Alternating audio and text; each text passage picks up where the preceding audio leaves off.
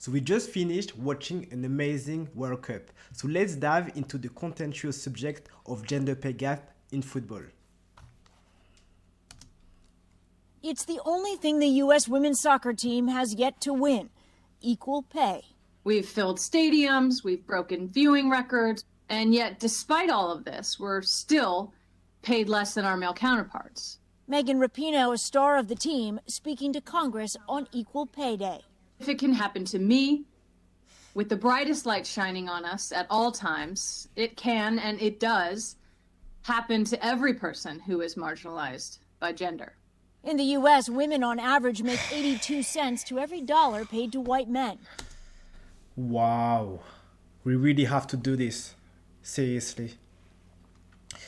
The fact that people are so surprised about the difference of pay between men and women in soccer or football is because they don't understand how companies make their money.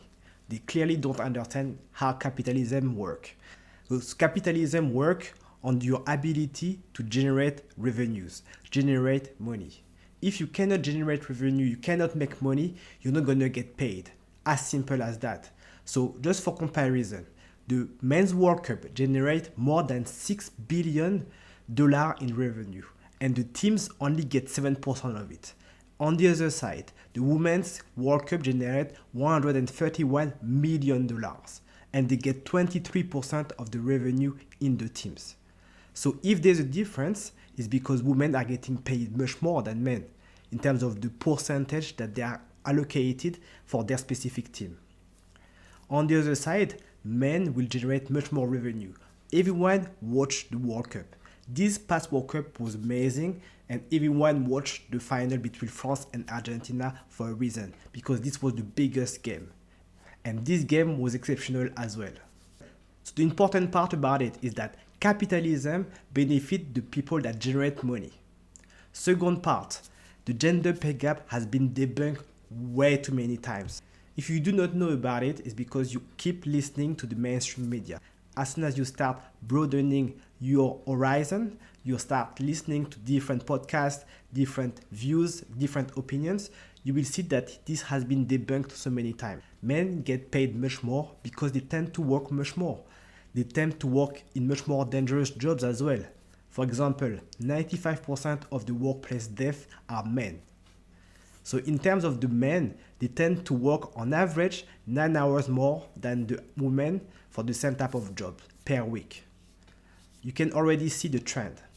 So 10% additional work relate to 40% additional income. And it's very simple to understand because as you are working 10% more, the 10% that you're working more every single week is going to compound into 40% in the long run. So people that work 10% more get paid 40% more. Thirdly, it's never about men versus women, but it's about mother versus the rest of the world. Earlier in life, before their 30s, women get paid much more than men. All statistics support this fact. Similarly, women that have never been married, that are childless, earn much more than men that have never been married and that are childless as well. Do you really think that all the CEOs will not just hire women?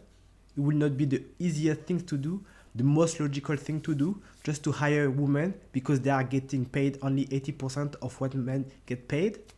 Really? It would be a very simple solution to optimize your cost. As you probably know as well, the labor cost is one of the most expensive costs for a company. So if you can reduce it, then I think most of the company will reduce it easily.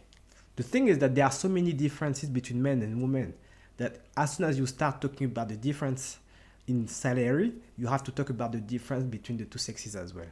Men tend to be attracted to things, and this is why they are much more present in STEM work. And women tend to be attracted to people, work with people. And this is why they are much more dominating areas like, for example, teaching or nursing. It's interesting that no one is obfuscated when, for example, a rich man threw a party on the yacht, and all of the men that are on the yacht have to work their ass off their whole life in order for them to be invited to this specific yacht. And on the other side, women will just be invited because they are young, pretty, and good looking. Do you really think that this is fair? At the end of the day, let's keep football and other sport out of these political discussions, and let's focus on just enjoying what we watch, football and World Cup.